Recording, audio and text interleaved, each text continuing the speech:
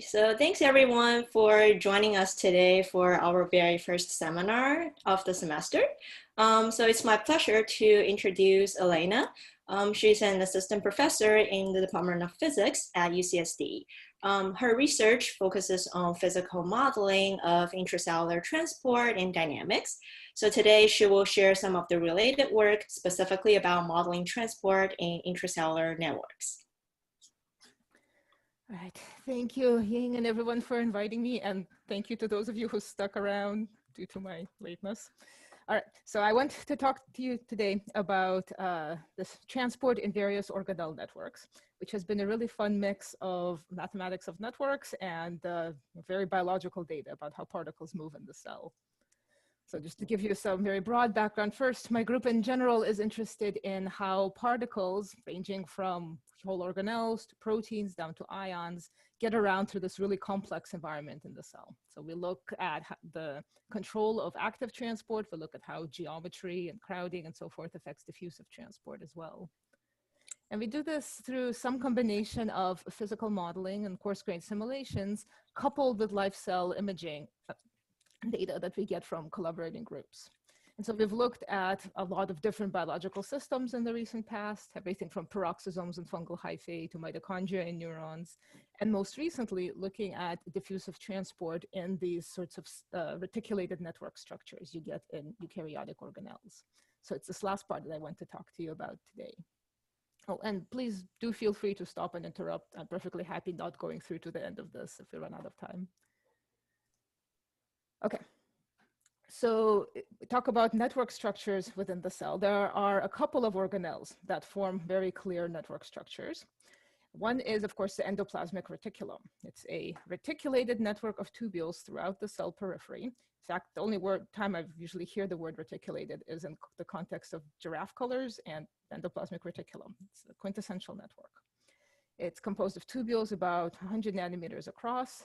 It's shown here for a yeast cell and a mammalian cell. The other network that fewer people think about are mitochondrial networks. So mitochondria, the energy powerhouses in the cell, tend to fuse into these extensive network structures, again shown in a yeast and a mammalian cell. The tubules are a little thicker, but nonetheless they're very small compared to the cellular timescales. And so what we're interested in is how the structure of these networks, the transport dynamics of the particles within them, affect the ability of molecular components to explore the cell throughout the tubules.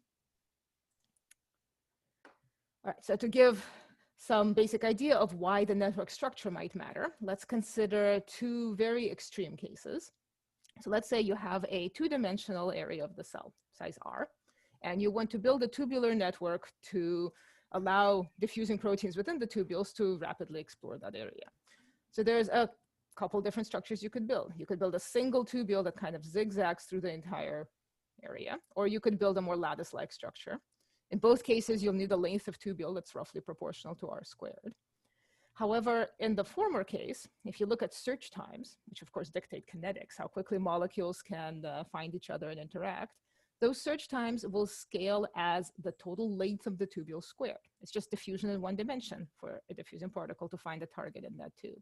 So the search time will scale as R to the 4th power. It will be very slow for large domains. On the other hand, on a lattice-like network like this, the particle is undergoing basically two-dimensional diffusion with an important prefactor difference I'll mention later. But in two-dimensional diffusion, the search time will be roughly proportional to R squared. So you get very different search times depending on the network structure.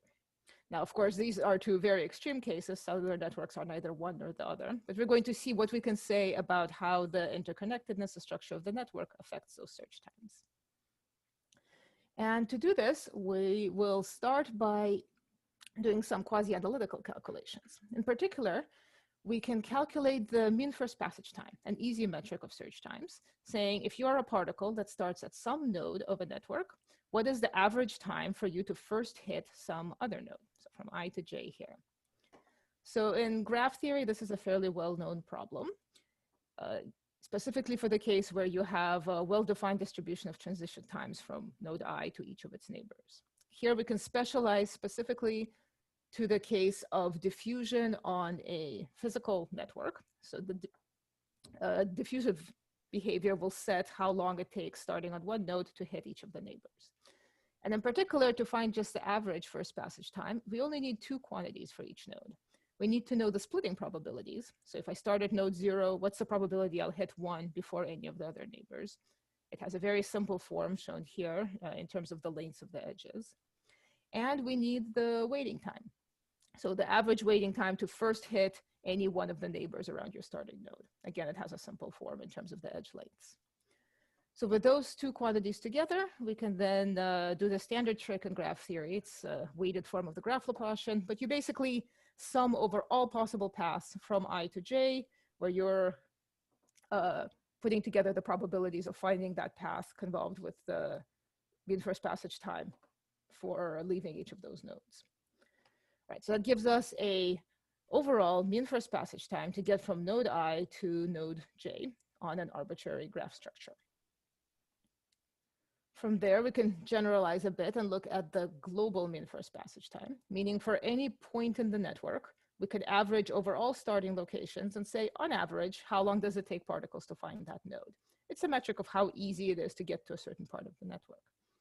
So here for an example graph structure, you can see that there's a lot of heterogeneity. For example, points near the periphery of the network will take longer to find, and points in a particularly poorly connected region will take longer to find than compared to points in the bulk of the network.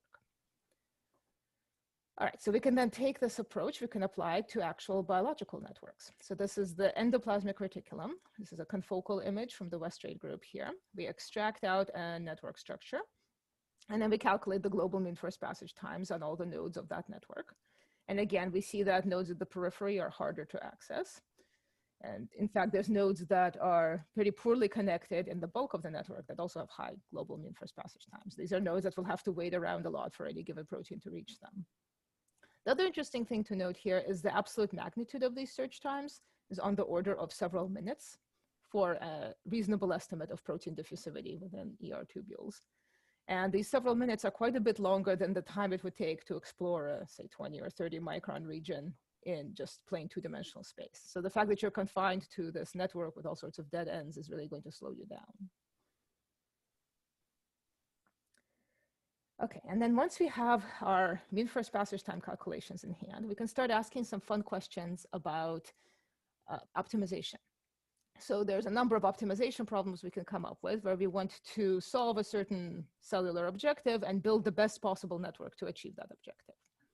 Now, the simplest such optimization problem we could think of would be peripheral delivery. So suppose you have proteins being formed near the center, near the nucleus of the cell, and then you have target sites on the cell periphery, and you want to build a network such that each target site has as low as possible mean first passage time for proteins to get there from the bulk. So we want to minimize the average mean first passage time over all target sites on the periphery. And we can build any network of tubules we like. Perhaps the simplest network you could think of would be to connect the bulk directly to the periphery. So this would give you an average mean first passage time of about 70 seconds. This is using parameters relevant for the size and shape of a yeast cell. But we can, in fact, do better than that. Because what happens here is if you're a target on the periphery of the cell, you're sitting around waiting for a protein to arrive. If that protein goes down the wrong tubule, it'll have to go all the way back through the bulk to reach your target. It's inefficient. You can improve your search time if you connect the periphery itself.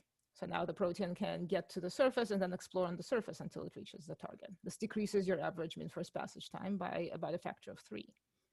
And then it turns out you can do even better than that by cutting off all those extra connections to the bulk, leaving just one tubule out to the periphery and then a well-connected lattice network on the periphery. This brings your mean first passage time down to about 10 seconds. So in retrospect, this makes a lot of intuitive sense. What you're doing here is you're getting proteins out of the bulk three-dimensional structure and forcing them to explore on a lower dimensional manifold, the surface of the cell. All right.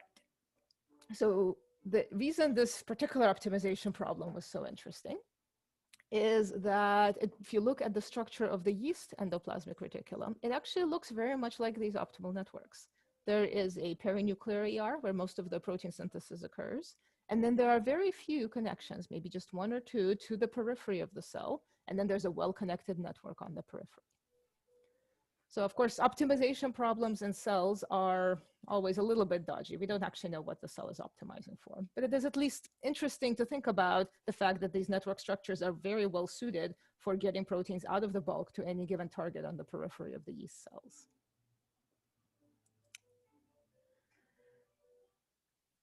Right, so moving on to something more like mammalian cells now, we could think about another optimization question. So what if we don't have proteins being formed in a specific location, but we just want to make a network that is easily searchable, starting from anywhere, ending in anywhere? So here we're going to think about sort of more lattice-like networks where the nodes have a relatively even distribution throughout the space.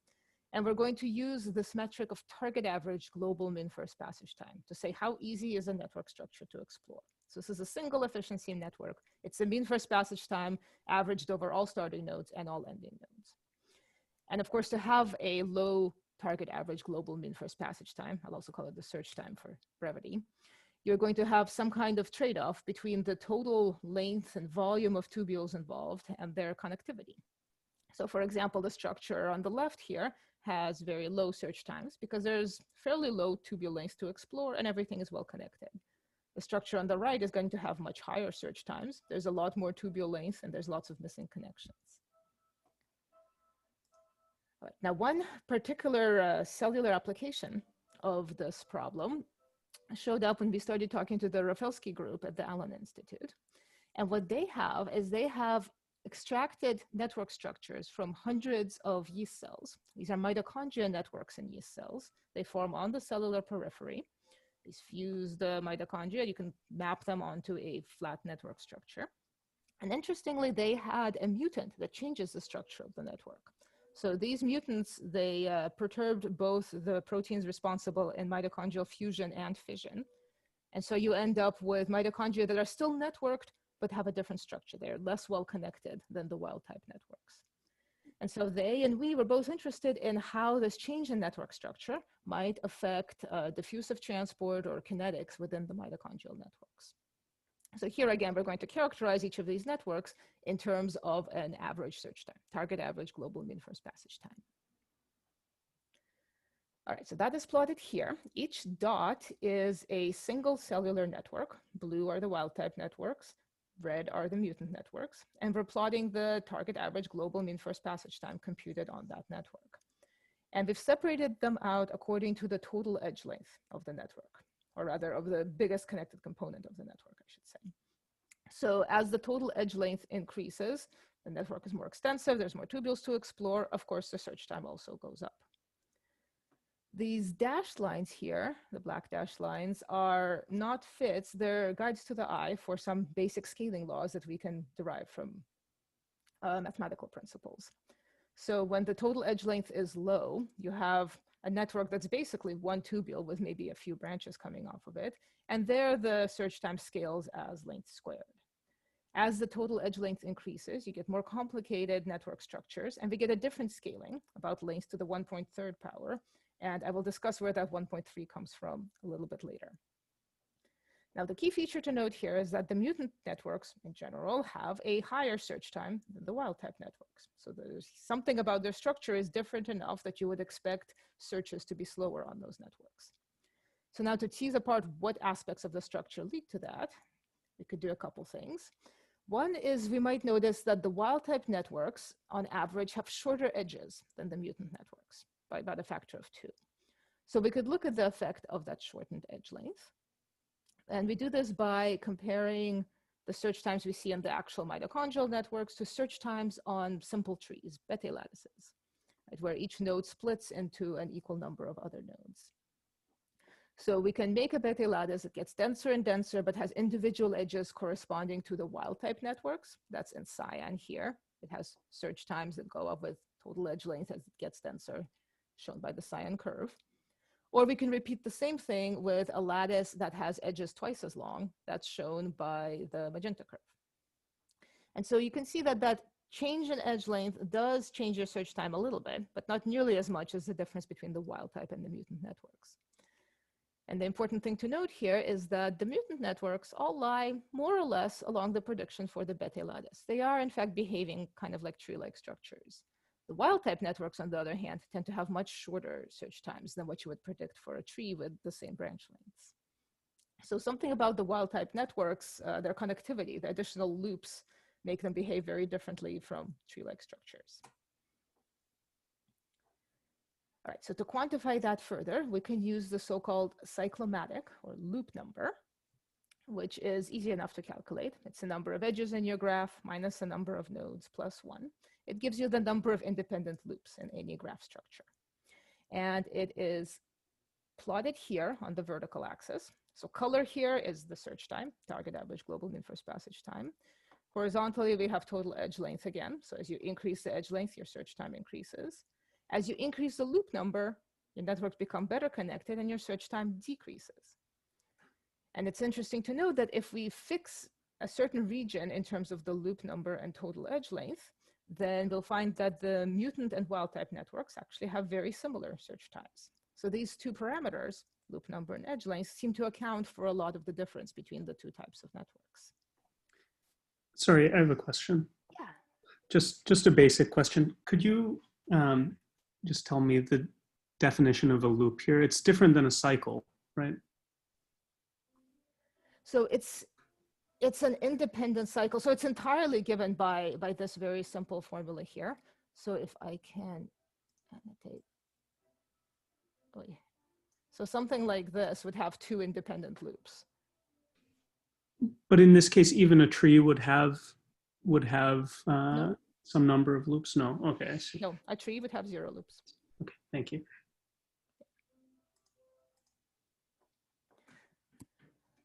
Okay, so if we take this one step further, we wanted to more precisely map out how this loop number and the total edge length affect search times on the networks.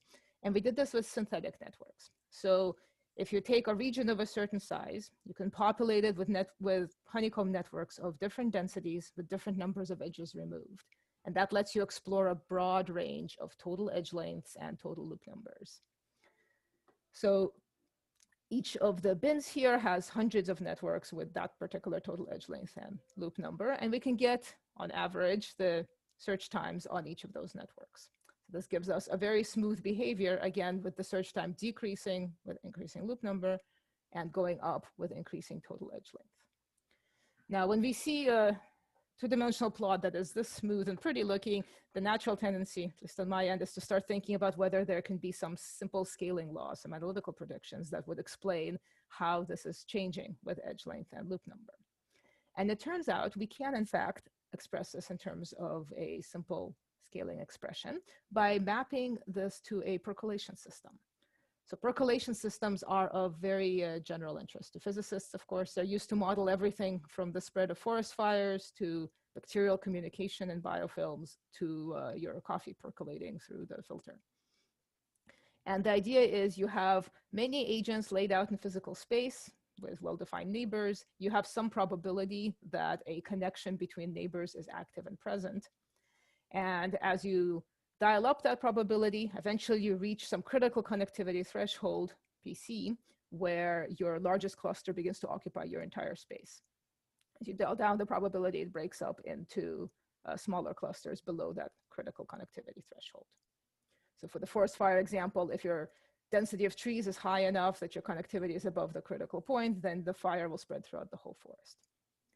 Now, the reason percolation systems are so interesting is they exhibit universal scaling behaviors when you get close to that critical percolation transition. And one such universal scaling behavior is the effective diffusion coefficient for a particle moving on a large percolation cluster, or rather the largest cluster when you are close to percolation from above. So then you can, it's been shown that the diffusivity scales as your connectivity, or how far it is from the critical connectivity, to the 1.3 power. This is the 1.3 I mentioned before. And this is general for two-dimensional networks. So I won't go into the details here. You can read about it in our published work, but you can map our networks with different loop numbers and different edge lengths to a percolation system and show that the search time must then scale as this rather simple expression. So we have on top total length squared, on the bottom total length plus loop number. to the mu power, to the 1/3 power. So this is shown here for individual honeycomb networks. So in blue, for example, on the left, we group together networks with similar total edge lengths, different loop numbers. You can find that if you increase loop numbers a little bit, so you start with a tree and you add in a few loops, this has almost no effect on search time. But as you start adding more loops, your search time is going to drop as loop number to the minus mu power. Similarly, if you group together networks with similar loop numbers, but increase total edge length, essentially making them denser but removing connections at the same time, then you're going to get a search time scaling as either to the mu or 2 mu power, depending on how well looped it is. So these scaling laws, of course, are not exact. Many of these networks are not that close to the critical percolation threshold, but they give us a good approximation for what the search time should be, just based on these two global parameters, total length and loop number. And finally, bringing this back to the biological networks with their more complicated irregular structures, we can take each network structure, we can scale it to a unit surface area, and then calculate the total edge length, the number of loops, and then predict what we expect the search time to be, and compare it to the actual calculated search time on that exact network structure. So that is plotted here, the ratio between what we expect the search time to be just based on the scaling arguments and the search time in the actual network. And you can see the ratios are reasonably close to 1, plus or minus about 50%, both for mitochondrial networks in yeast, for chunks of ER networks in mammalian cells. I want to remind you that these search times are ranged by over an order of magnitude without this sort of scaling behavior. So by just taking into account two aspects of the network structure, the edge length and the loop number, we can at least more or less predict how easy it is for particles to search through the network.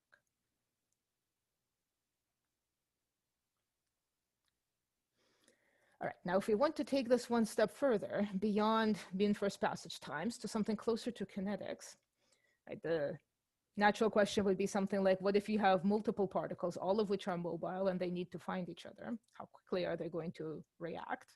That's going to underlie all of chemical kinetics in these networks. For that, we can no longer address it analytically, so we have to switch to simulations. Now, you could, of course, do something like Brownian dynamic simulations, where you have a particle taking little tiny steps along the network edges, and then when they meet, they react. However, we've developed a new method that's actually a lot more efficient than this. It's a generalization of the Gillespie algorithm, or of what's called Green's function reaction dynamics, or kinetic Monte Carlo. It's been brought up before in various contexts. In this case, we've applied it to the motion of particles on the network. The idea is, if a particle starts at a certain node, we know the distribution of first passage times to each of its neighbor nodes. Or specifically, we know it after a Laplace transform in time. This flux is given by this fairly simple expression here.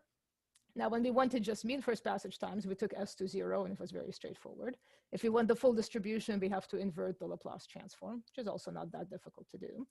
And then we have a distribution of times as well as probabilities to get to each of these neighbor nodes. We can sample from that distribution, and that enables particles to jump from node to node, neighbor to neighbor, without having to take little steps in between. So this sort of algorithm lets you simulate multiple particles on the network in which we think is probably the most efficient way possible. All right, so I'll show one result from those simulations, so we're still working on optimizing them fully. So one thing we can do is we can calculate pairwise encounter times. So put two particles on a network, let them hop node to node, find the full distribution of times for them to meet each other. And then from that distribution, calculate what would be the time for the first of n particles to meet your one particular mobile target particle. So this n particle reaction rate is basically a kinetic rate constant. And what's plotted here is the ratio of these rates for wild type mitochondrial networks in yeast and the mutant networks in yeast.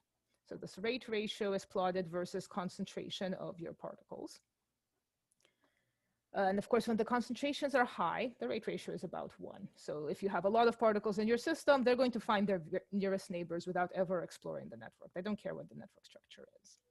However, if you have particles at low copy number, few particles in the network, then you start getting an improvement in these encounter rates for the better connected wild type networks. So when you have below about a dozen particles in your mitochondrial networks, you're going to get substantially faster reaction rates for the wild type as compared to the mutant network structures.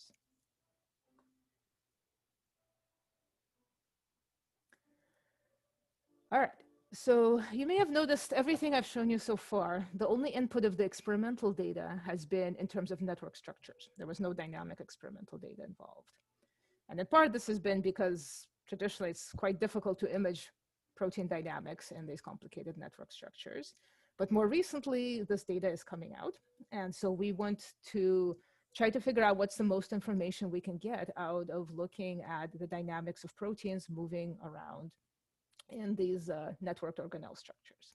So for now, we're going to look at some very simple questions, like estimating accurately the diffusion coefficient of proteins in the ER, and also thinking about whether they are in fact moving diffusively or whether there's other types of motion involved. All right, so to measure particle motion in live endoplasmic reticulum, the traditional approach has been to use FRAP, fluorescence recovery after photobleaching. You bleach a spot and then you watch proteins coming in from all over the rest of the network to fill in that spot. So you get some bulk estimate of diffusivity, but it's very much a global measurement because particles come from all over the network all at once. You can't disentangle where they're coming from. It's very limited in its spatial analysis. And it's also very difficult to tell if motion is diffusive or not when you're just looking at filling in of one particular spot. Another approach that we're working on with collaborators at Cambridge is to do kind of the inverse of FRAP. So they photoactivate a certain region of the ER. Proteins in that region begin to fluoresce, and then they spread throughout the rest of the network. So here you can get a little bit more of the spatiotemporal evolution because you can look at when proteins arrive at different positions in the network. And then a completely different approach would be to use single particle trajectories. So this is data that's been coming out of the Lippincott-Schwartz lab. We're working with Chris O'Barrow there. And they have actually tracked individual proteins moving on the membrane of these ER tubules. So this data is highly localized. It's available for very short times or small number of particles, but you get a lot of detailed behavior from it. And so I want to discuss, first of all, how we're going to try to extract diffusivity out of these single particle trajectories. Right, so the goal is to take movies like this and to come out of there saying these particles are or are not diffusive and they have a diffusivity such and such. All right, so traditionally analyzing single particle trajectories often starts with a mean squared displacement. So the idea is if you can see the trajectories of many particles, you can look at how far they travel over time. You can plot that mean squared displacement versus time on a log-log plot. And the scaling will tell you something about the nature of the motion. And then the prefactor will tell you things like the diffusivity. So for example, if a particle is being pulled by a precessive force, its mean squared displacement will scale quadratically with time. If it's a purely diffusive particle, it will have a linear mean squared displacement. If it's subdiffusive, trapped in a viscoelastic environment, then it'll exhibit a scaling that's less than linear in time. And of course, if it's completely trapped, then it'll have a flat mean squared displacement. So you look at the scaling. If it comes out linear, you say particle motion is consistent with diffusivity, and you can fit that line and get an approximate diffusion coefficient for the particle. All right, so that works in theory. In practice, there are inevitably complications. And one big complication is the problem of confinement. So let's say I gave you a bunch of particle trajectories in one dimension. If those particles were in fact on an infinite one-dimensional line, you could look at the mean squared displacement versus time, and you'd see that it's linear, you'd fit it, you'd get the diffusivity. However, if that same particle was trapped, confined in a finite region of a one-dimensional domain, then the mean squared displacement would, of course, flatten out. And it would start deviating from that 2dt behavior at fairly short times compared to the size of the domain here. If you try to fit this red curve to get a diffusivity, you'd obviously get a very inaccurate estimate. Same thing happens in 2 dimensions. So here in blue is the particle confined within a disk in 2-dimensional space. It's got a mean squared displacement of 4 dt, 4 because of that extra dimensionality, but it flattens out pretty quickly because it hits the boundaries of the domain. If we confine the particle to a 2-dimensional network within that space, we could put a tubule around the periphery of the domain, or we can put a whole lattice of tubules. Either way, the mean squared displacement will decrease by a factor of 2, even at very short times. Right? So this is intuitively clear, but often unexpected, that no matter how dense you make a network, you will never recover two-dimensional diffusion, because at each step, the particle can only move along one direction. So if you didn't know it was on a network, you would be greatly underestimating its diffusivity. And again, at higher times, that mean square displacement flattens out because the particle has a chance to explore its whole domain. And then things are even worse if you have some kind of a complicated network structure with a lot of dead ends and low connectivity. So here the particle keeps hitting those dead ends and turning around. It's highly confined. Its mean square displacement actually looks subdiffusive, and trying to fit diffusivity from this red curve would be very much inaccurate. So the goal then is, can we take a particle like this red example here that is moving on a complicated but known network structure and somehow deconvolve what the particle is doing from the network structure itself? And so this is work done by a couple of undergrads in my group. And what we've come up with is a way to unravel trajectories to deal with this confinement on the network effect. So the idea is, you look at your particle trajectories and you ask yourself, what would that particle have done if it, on each step, if it was on an infinite line? And it's a probabilistic sort of unraveling algorithm. So for example, let's say you have a trajectory step where the particle started at x0 and ended at x1. There are a number of possible paths it could have taken to get from x0 to x1. It could have gone directly there, in which case it would do the exact same thing on an infinite line. It could have gone past the node and back again. Again, it would do the exact same thing on an infinite line. It would end up at position x1. Notice in both of these cases, you're passing the node an even number of times, 0 or twice. You could also pass the node an odd number of times. So you could go up on one edge, up on another, and then back again. If you compare to what that path would look like on an infinite line, pass the node, back and back again, you end up at negative x1. Right, so if we're trying to map the particle to an infinite line, what we want to do is find the correct probability that the particle passes the node an odd versus an even number of times. That probability turns out to be actually a very simple expression if you know the diffusivity of the particle. And then you sample from that probability and you put your unraveled particle at either x1 or negative x1 accordingly. And then you proceed to process the next step of the trajectory and the next step and so forth. All right, so what this lets us do is take a simulated trajectory like this one shown here in a very small network structure, unravel it to an infinite line, and then look at the mean squared displacement of the unraveled trajectories. So the mean square displacement of the original trajectory is plotted in blue here. Obviously, it's limited due to the confinement of the particle. And then for the unraveled trajectory, it's plotted in red. Notice how it nicely matches up to 2dt, the behavior of a free particle. So that's great, but of course, there's still one more complication. I mentioned that to know the right probability for ending up on either side of the node, you need to know the diffusivity. So what we're going to do is we're going to look for a self-consistent value of d. One where if you unravel with that diffusivity, you're going to get a mean square displacement that matches 2dt. I have a question. So here's the example. Yeah. Sorry. I'm just wondering, so here you've unraveled in 1D. You mentioned that it's sort of known that it's difficult to, by the mean square diffusion, capture the two-dimensional nature of this network. I'm just wondering if, instead of unraveling into some 2D picture, if there's some complementary analysis or something you could do that gets more at sort of the two-dimensional structure, the diffusion on this 2D network. So I would actually argue that when you are on tubules, you are inherently doing something akin to one-dimensional diffusion. Right, so the difference here between a particle freely on a disk versus a particle on a lattice, right? There's a factor of 2 difference, even if you look at arbitrarily short times. And that's because at any given point in time, your particle can only move along one particular dimension, or one particular direction, sorry. So I would say a particle on a tubule is kind of fundamentally locally a one-dimensional system, which is why it makes sense to unravel it in one dimension. Because we're imagining kind of the world from the perspective of the particle. It's walking along a tubule at all points in time. Now, a question you might, I'm not sure I quite understand the question, but you might be asking if you had some complicated two-dimensional shape that had nothing to do with tubules, it was just free two-dimensional shape, could we unravel that?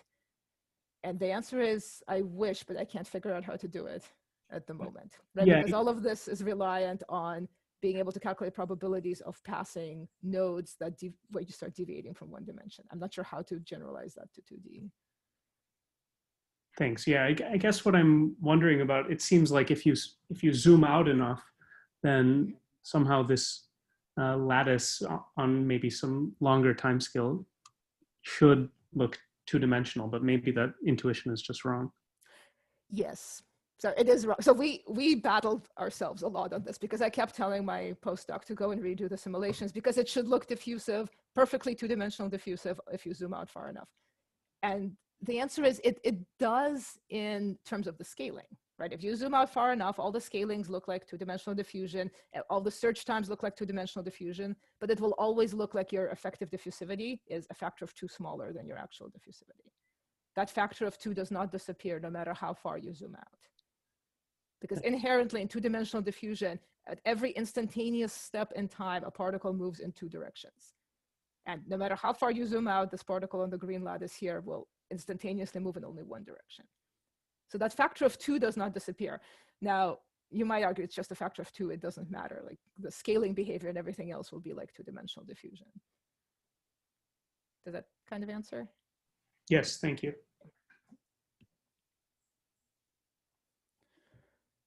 Okay, so these results right here, again, are for simulated trajectories on a very small network, and we try unraveling them with different assumptions of the underlying diffusion, right? Because for experimental trajectories, we won't know what the diffusivity is. That's what we're trying to calculate to begin with. All right, so if you unravel with a diffusivity that's too low, then you will get a mean squared displacement for your unraveled trajectory that looks nothing like 2dt. It's not consistent.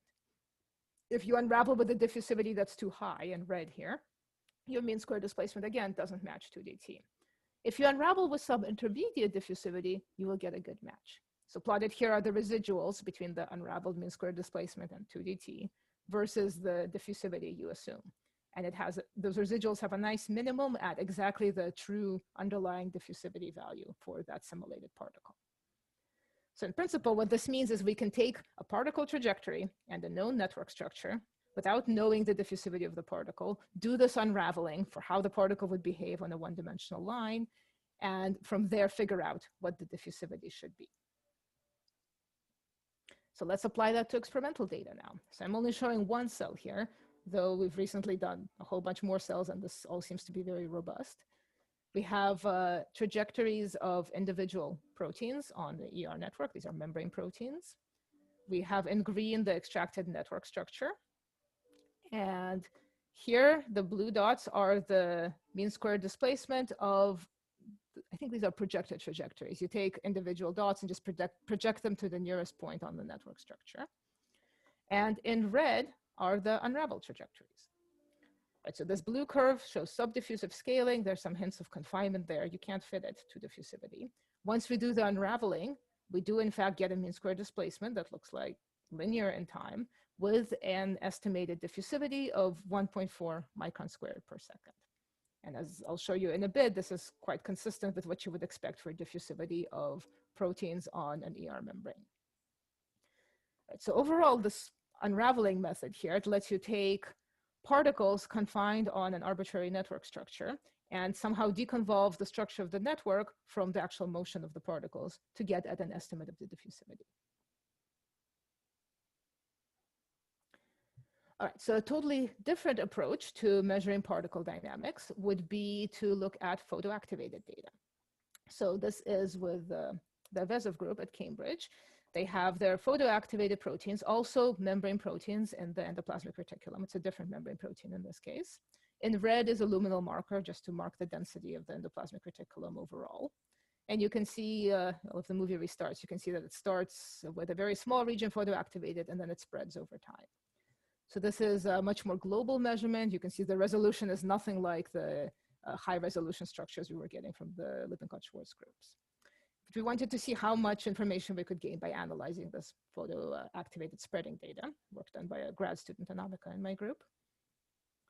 And the simplest analysis we could do would be to look at ROIs, regions of interest, that are basically rings around the photo-activated point. So the blue rings are closest to the photoactivated region, the red rings are furthest away. We're going to average the signal in those rings over time. So of course, the nearby regions will have a signal rising quickly with time. The far away regions will have a signal that rises more slowly with time. We could fit those to basically an arbitrary smooth function. I think we use the double exponential here, just to get an estimate of the rise time, the time to get to a particular cutoff in the signal. And if we then plot that rise time versus the spatial radius of the ring, so how far away you are from the photoactivated region, we get a rise time that scales as r squared, just as you would expect for diffusing particles. And to get a prefactor there, so to figure out what the corresponding diffusivity is, we could do a basic simulation, or calculation really. So this is just a disk with a fixed concentration within a certain ring corresponding to the photoactivated region. And then we watch the concentration spread over time on that disk. So that rise time for that particular calculation is shown versus distance here. Again, time scales proportional to r squared. And the prefactor happens to be about 1/d, given the size of the system involved here. Okay, so if we then apply that to the experimental data, we assume the prefactor is 1/d. This gives us a diffusivity estimate of about 1.3 microns squared per second. Right, so I want to emphasize this is a totally different measurement, different way of looking at membrane proteins moving in the ER. It is in fact a different membrane protein, and this is measurements done by groups on opposite sides of the Atlantic that don't talk to each other.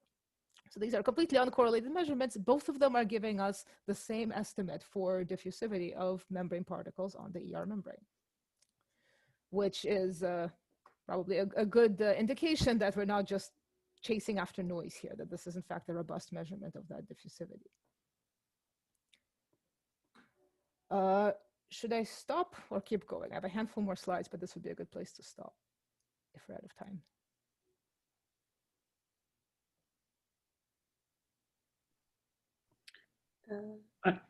Ying, do you have? I was about to ask you. Okay, I mean, I'm happy to hear more, but I know you started a bit late too. But it's up to you if you feel it's a good time to stop. It's okay, but okay, yeah, I'll give you the sort of super fast version of the one last part of this. Sounds good. Okay, and the last part of this, it's very much work in progress right now, is looking at the notion that there may be proteins moving non-diffusively in the ER to begin with. So far, everything I've said has been about membrane proteins that, as we've shown, appear to behave diffusively on the ER membrane. If you start looking at luminal proteins, so proteins in the fluid within the ER tubules, there is actually published evidence that they may be moving processively with very rapid velocities, about 20 microns per second. We don't know what causes those movements. The current hypothesis is maybe flow in the ER lumen. But we wanted to, first of all, see if we can find signatures of those movements from the photoactivation data. And second of all, speculate on what are the functional consequences of such processive movements along a network. So briefly then, flows on network tubules will matter specifically when the Percolation number is high. So when the velocity of the flow times the edge length divided by diffusivity is greater than 1. In that case, the flows that point toward a particular node will tend to lead to convergence of particles near that node. If Percolation number is small, then diffusion will dominate and things will spread out. And you need to have flows whose persistence time is long enough to get particles all the way from a node to its neighbor. If the flows are flipping direction fast enough that particles go back and forth on the edges, then those flows effectively have no effect.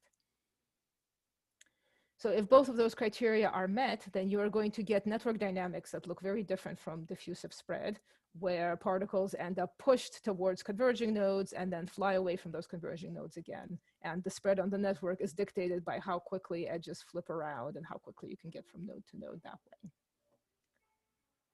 All right, so to see whether we find evidence of this in the photoactivated data for luminal proteins, we started by just doing some simulations of photoactivated particles spreading on the network. And the simulations were processed to kind of look like the experimental data. You analyze them the same way as the membrane proteins. You see that if there's no flow, your rise times scale quadratically with distance from the photoactivated region. As soon as you introduce flows, you get a different scaling. And of course, shorter rise times, everything moves faster. So then if you look at the actual experimental data, membrane proteins I showed you before, here, luminal proteins are in blue here, we see that the drop down in the rise times to a different scaling that's consistent with non-diffusive behavior. And furthermore, if we look at variability, so within a single ring, we break it up into regions and say how much does the rise time differ within each region, the luminal proteins have much more variability than the membrane proteins. Because of course, if you have purely diffusive spread, it should be more or less isotropic. It'll roughly spread the same all around the ring. If you have these sorts of flows pushing particles around, then you can get signal piling up in one region long before it gets to another region. So both of these metrics are indicating that luminal proteins do in fact have something non-diffusive going on that may be consistent with persistent flows on the network. All right, and finally, in terms of the consequences of those flows, oops, we can show that one simple consequence is just to look at the mixing of particles within the network. So you start with all the particles on one node, you see how quickly they move towards a uniform distribution. And you find this blue curve here is the decrease in the uniformity metric. It'll be 0 for a purely uniform distribution. The decrease in blue is without flow. Red is highly persistent flows that last for a second. Purple are flows that last for a tenth of a second. The key feature here is that in order to have rapid spreading on the network, you need flows that last just long enough to get you from node to node before the flow flips around, but do not persist any longer than that because that would cause particles to be trapped on individual nodes. Okay, and at this point, I really am done. Just to summarize, we've shown some results about what aspects of network structure lead to efficient search. You need low tubule length and high connectivity. We've shown that there is some evidence of active flow for luminal proteins and that you need active flows with moderate persistent times to optimize the mixing. And finally, we have this new method of unfolding trajectories probabilistically that would let you decouple particle dynamics from the underlying network structure. Thank you to all the people who gave us data and the students who did this work. And thank you all for bearing with me in my lateness. Well, thank you. Thank you so much for such an interesting talk. So I guess we can have 2 more minutes or so for asking Elena any question if you have any. Hi, Elena. Thanks for the really nice talk. I have a quick question about the actually the first part where you were talking about the speed of transport on the networks. And I was just wondering, do you think there's any question of like optimizing for robustness as well, maybe? Because with the 10-second transport time, the function is dependent on one really important connection, you know? Yeah, so that's an interesting question. 2 points to that. One is we are looking at average time. So even if we have lots of nodes where the one connection is only going to affect one of those nodes, right? It shouldn't contribute very much. This is still optimal no matter how dense you make the nodes. And that's because, again, you can force the search to happen in 2 dimensions rather than 3 dimensions, basically.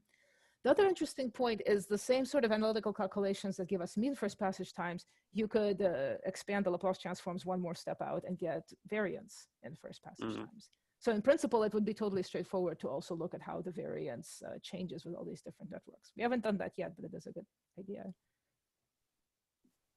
Thanks.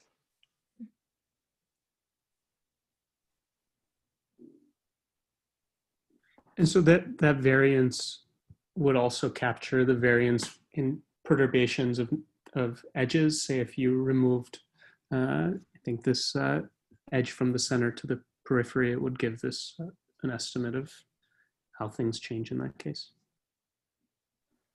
Oh, okay. So yeah, variance in terms of varying the graph structure would be a separate. Yeah, I guess this was how I interpreted Dennis's question. Oh. Maybe I missed something, but you're correct, Thomas. Yeah, I was thinking about that. Yeah. Oh, okay. Yeah, because okay. I misunderstood. This structure is kind of, I guess, not very robust in the sense that you delete this one connection and you can no longer achieve transport. Yes. Okay. Okay. That is a different aspect of robustness. I was thinking of the distribution of times as opposed to the mean first passage time. But yes, also if you start messing with the network, we would have, the problem is we'd need to come up with sort of a model for what are reasonable ways to mess with the network. So certainly robustness to just snipping edges, we could do that. And yes, this one is very much reliant on snipping the one edge.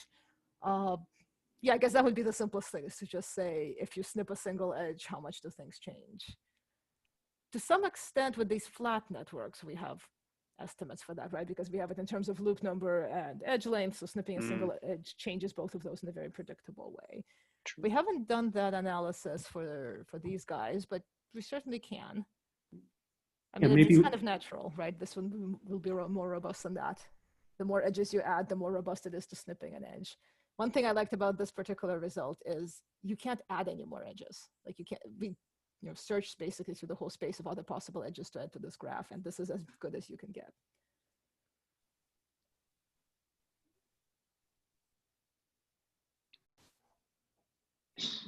Hi, I wanted to ask a question as well.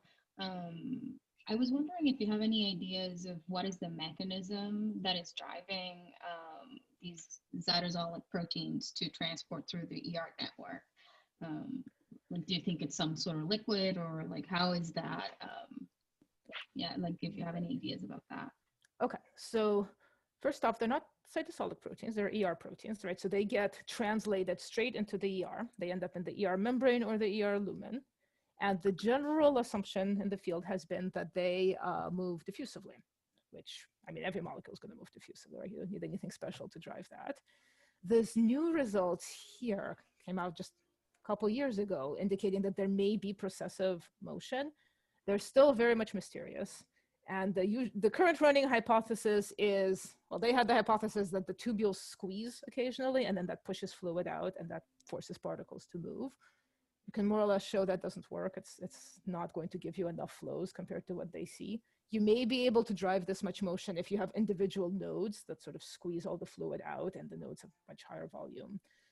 But there's not really evidence as to directly the mechanism. So all we know is we see processive motion. There's signatures of processive motion. We still don't know what exactly is causing it. It's much faster than what you would get from something like molecular motors walking around. Thanks.